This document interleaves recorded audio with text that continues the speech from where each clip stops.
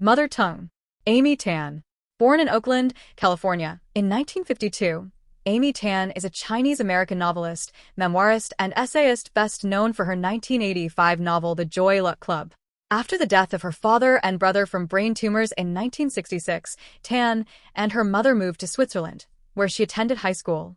She received a BA and an MA in English and Linguistics from San Jose State University in San Jose, California. After completing her studies, Tan worked as a language development consultant and freelance writer for corporations before publishing The Joy Luck Club, which explores the complex dynamic between Chinese women and their Chinese-American daughters. In her essay Mother Tongue, Tan examines how her own mother, a native speaker of Chinese, has affected her relationship with the English language. I am not a scholar of English or literature. I cannot give you much more than personal opinions on the English language and its variations in this country or others. I am a writer. And, by that definition, I am someone who has always loved language. I am fascinated by language in daily life. I spend a great deal of my time thinking about the power of language, the way it can evoke an emotion, a visual image, a complex idea, or a simple truth. Language is the tool of my trade. And I use them all the Englishes I grew up with. Recently, I was made keenly aware of the different Englishes I do use. I was giving a talk to a large group of people, the same talk I had already given to half a dozen other groups.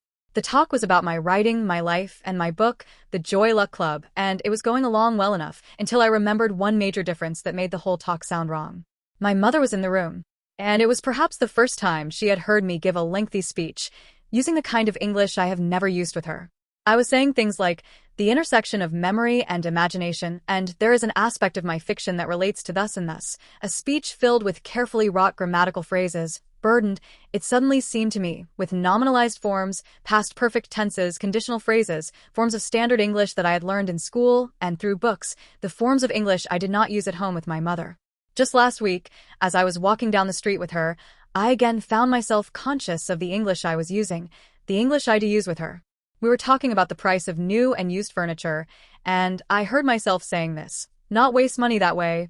My husband was with us as well, and he didn't notice any switch in my English. And then I realized why.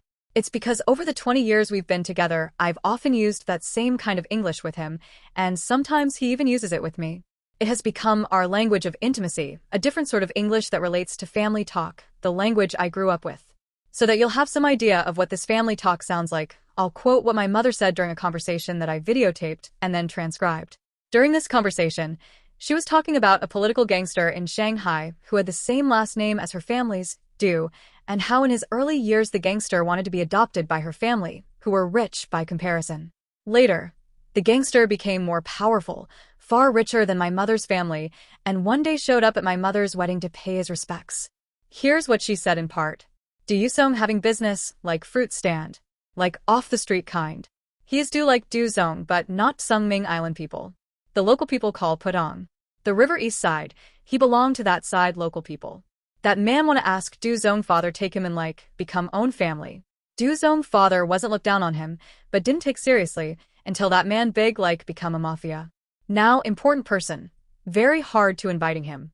Chinese way, came only to show respect. Don't stay for dinner. Respect for making big celebration, he shows up. Mean gives lots of respect. Chinese custom. Chinese social life that way. If too important won't have to stay too long. He come to my wedding. I didn't see, I heard it. I gone to boys' side. They have YMCA dinner. Chinese age I was 19. You should know that my mother's expressive command of English belies how much she actually understands. She reads the Forbes report, listens to Wall Street Week, converses daily with her stockbroker, reads all of Shirley MacLaine's books with ease. All kinds of things I can't begin to understand. Yet some of my friends tell me they understand 50% of what my mother says. Some say they understand 80 to 90%. Some say they understand none of it, as if she were speaking pure Chinese. But to me, my mother's English is perfectly clear, perfectly natural. It's my mother tongue. Her language, as I hear it, is vivid, direct, full of observation and imagery. That was the language that helped shape the way I saw things, expressed things, made sense of the world. Lately, I've been giving more thought to the kind of English my mother speaks. Like others, I have described it to people as broken or fractured English. But I wince when I say that. It has always bothered me that I can think of no way to describe it other than broken, as if it were damaged and needed to be fixed, as if it lacked a certain wholeness and soundness. I've heard other terms used, limited English, for example, but they seem just as bad, as if everything is limited, including people's perceptions of the limited English speaker. I know this for a fact, because when I was growing up, my mother's limited English limited my perception of her. I was ashamed of her English. I believed that her English reflected the quality of what she had to say. That is, because she expressed them imperfectly, her thoughts were imperfect. And I had plenty of empirical evidence to support me. The fact that people in department stores, at banks, and in restaurants did not take her seriously, did not give her good service, pretended not to understand her, or even acted as if they did not hear her. My mother has long realized the limitations of her English as well. When I was 15, she used to have me call people on the phone to pretend I was she. In this guise, I was forced to ask for information or even to complain and yell at people who had been rude to her. One time it was a call to her stockbroker in New York. She had cashed out her small portfolio, and it just so happened we were going to go to New York the next week, our first trip outside California. I had to get on the phone and say, in an adolescent voice that was not very convincing, "This is Mrs. Tan." My mother was standing in the back whispering loudly, "Why he don't send me check, already 2 weeks late." So mad he lied to me, losing me money. And then I said in perfect English on the phone, "Yes, I'm getting rather concerned. You had agreed to send the check 2 weeks ago, but it hasn't arrived." Then she began to talk more loudly. "What do you want? I come to New York, tell him in front of his boss, you cheating me?" And I was trying to calm her down, make her be quiet, while telling the stockbroker, "I can't tolerate any more excuses. If I don't receive the check immediately, I am going to have to speak to your manager when I'm in New York next week." And sure enough, the following week there we were in front of this astonished stockbroker, and I was sitting there red-faced and quiet, and my mother, the real Mrs. Tan, was shouting at his boss in her impeccable broken English. We used a similar routine more recently, for a situation that was far less humorous. My mother had gone to the hospital for an appointment to find out about a CAT scan she had had a month earlier. She said she had spoken very good English, her best English, no mistakes. Still, she said, the hospital staff did not apologize when they informed her they had lost the CAT scan and she had come for nothing. She said they did not seem to have any sympathy when she told them she was anxious to know the exact diagnosis, since both her husband and her son had both died of brain tumors. She said they would not give her any more information until the next time, and she would have to make another appointment for that. So, she said she would not leave until the doctor called her daughter. She wouldn't budge. And when the doctor finally called her daughter, me, who spoke in perfect English, lo and behold, we had assurances the CAT scan would be found, promises that a conference call on Monday would be held, and apologies for any suffering my mother had gone through for a most regrettable mistake. I think my mother's English almost had an effect on limiting my possibilities in life as well. Sociologists and linguists probably will tell you that a person's developing language skills are more influenced by peers than by family. But I do think that the language spoken in the family, especially in immigrant families which are more insular, plays a large role in shaping the language of the child. And I believe that it affected my results on achievement tests, IQ tests, and the SAT. While my English skills were never judged as poor compared with math, English could not be considered my strong suit.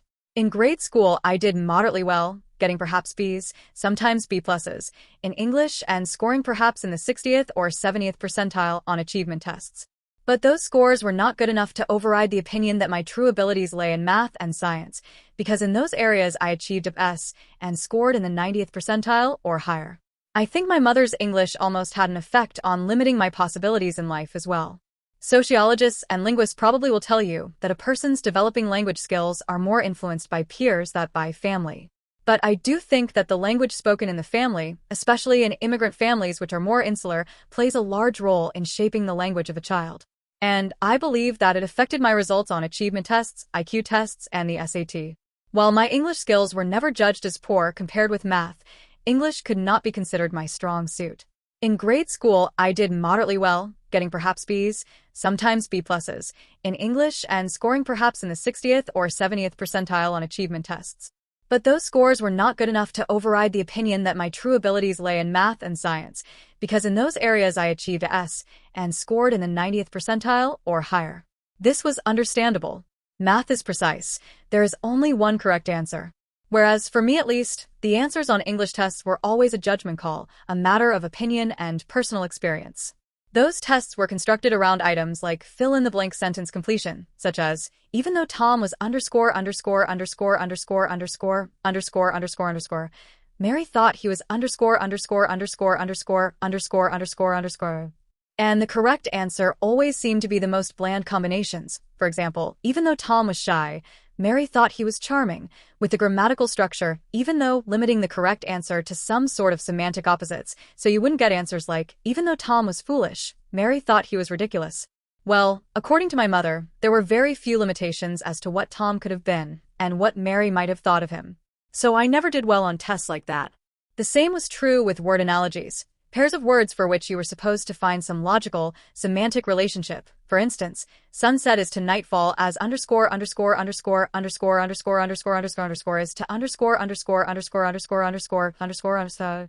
And here you would be presented with a list of 4 possible pairs, one of which showed the same kind of relationship. Red is to stoplight, bus is to arrival, chills is to fever, yawn is to boring. Well, I could never think that way. I knew what the tests were asking, but I could not block out of my mind the images already created by the first pair. Sunset is to nightfall, and I would see a burst of colors against a darkening sky, the moon rising, the lowering of a curtain of stars. And all the other pairs of words, red, bus, stoplight, boring, just threw up a mass of confusing images, making it impossible for me to see that saying a sunset precedes nightfall was as logical as saying a chill precedes a fever. The only way I would have gotten that answer right was to imagine an associative situation such as my being disobedient and staying out past sunset, catching a chill at night, which turned into feverish pneumonia as punishment, which indeed did happen to me.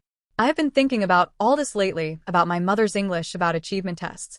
Because lately I've been asked as a writer why there are not more Asian Americans represented in American literature. Why are there few Asian Americans enrolled in creative writing programs? Why do so many Chinese students go into engineering? Well, these are broad sociological questions I can't begin to answer. But I have noticed in surveys, in fact, just last week, that Asian American students as a whole do significantly better on math achievement tests than in English tests. And this makes me think that there are other Asian American students whose English spoken in the home might also be described as broken or limited, and perhaps they also have teachers who are steering them away from writing and into math and science, which is what happened to me. Fortunately, I happen to be rebellious and enjoy the challenge of disproving assumptions made about me. I became an English major my first year in college after being enrolled as pre-med. I started writing nonfiction as a freelancer the week after I was told by my boss at the time that writing was my worst skill and I should hone my talents toward account management. But it wasn't until 1985 that I began to write fiction.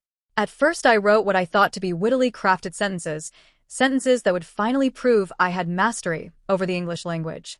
Here's an example from the first draft of a story that later made its way into the Joy Luck Club, but without this line, that was my mental quandary in its nascent state. A terrible line, which I can barely pronounce. Fortunately, for reasons I won't get into today, I later decided I should envision a reader for the stories I would write. And the reader I decided on was my mother because these were stories about mothers. So with this reader in mind, and in fact she did read my early drafts, I began to write stories using all the Englishes I grew up with.